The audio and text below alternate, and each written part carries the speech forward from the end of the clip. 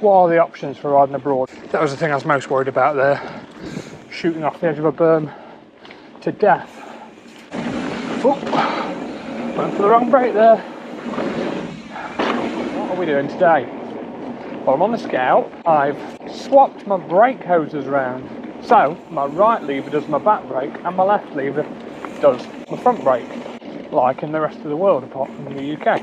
So, I am giving myself the time between now and when I go to Innsbruck next month to get used to braking the wrong way round.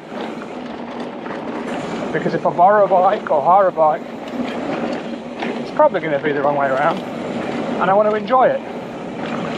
So we're going to see what happens. The brakes aren't really bedded in for these discs, so the back brake's not doing a whole lot, but getting there. So I think my plan is to keep my left hand death grip nowhere near the brake, and then I'm going to start by feathering the back brake and just getting used to using that for back brake, and then I'm going to introduce front brake later. So I'm kind of starting again. Let's just do this little rock garden bit. Let's try. I can't remember what brakes.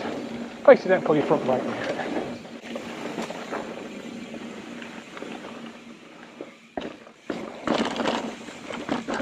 Okay. The problem with all of this is it's actually pretty flat here compared to the Alps, and you don't really need your brakes.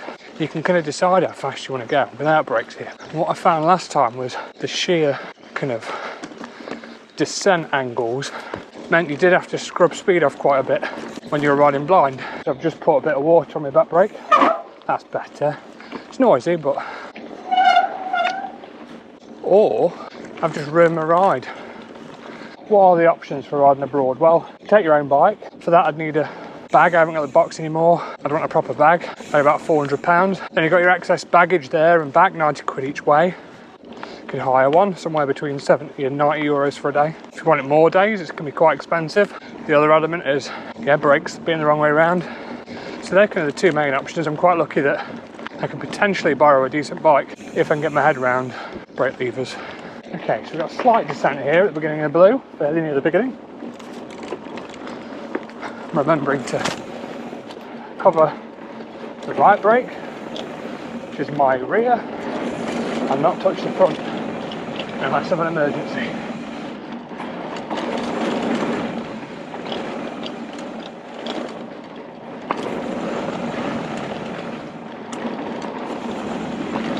You can't really do that though, as I say, in Innsbruck, because you do need that front brake to slow you down.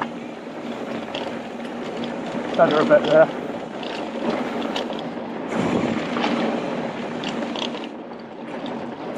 I guess ultimately it's kind of trusting that grip at the front tire as well.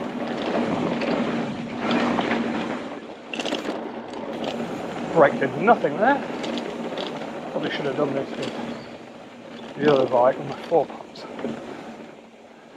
Bit more windy now, loading up.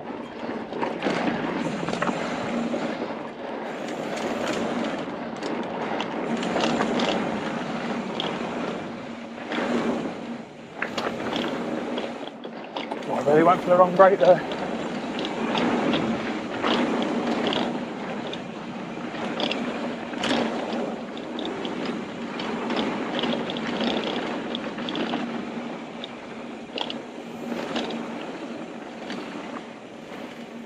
Don't have a lot of time because I'm on lunch, so I'll go straight to Tornado Alley. If you have a look back through some of my videos from a year ago or so, you'll see there was one where indeed I was riding in Innsbruck. I think it was Arzler Alm or something like that. Basically a red route from, I believe, kind of pretty much where the ski runs start, where the gondola takes you. About an hour and a half climb where you're not really testing your brakes. And then 20 minutes, half an hour of descending where you're constantly on them. I'll probably stick a link at the end. So if I can learn the brakes and retrain that muscle memory, I've got about 3 weeks to do it. We'll see how we do. But I'm thinking I need to do this to the other bike because that's got much sharper brakes, much more like what I'll be riding there. It's a better comparison.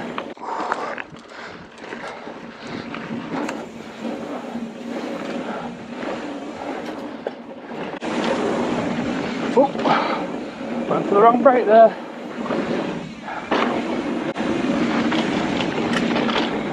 Right, I don't even brake there normally. Come on, Rob.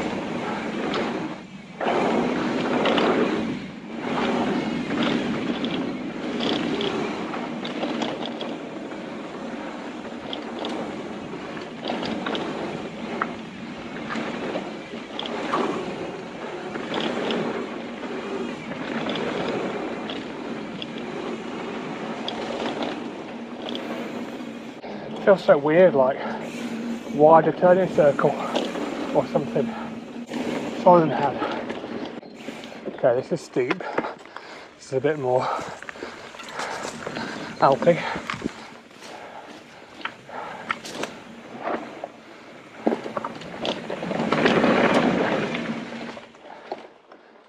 What we're doing now?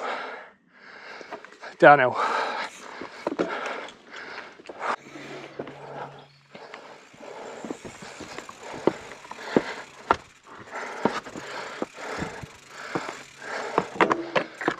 Okay, again, I don't know how much to use my brake here.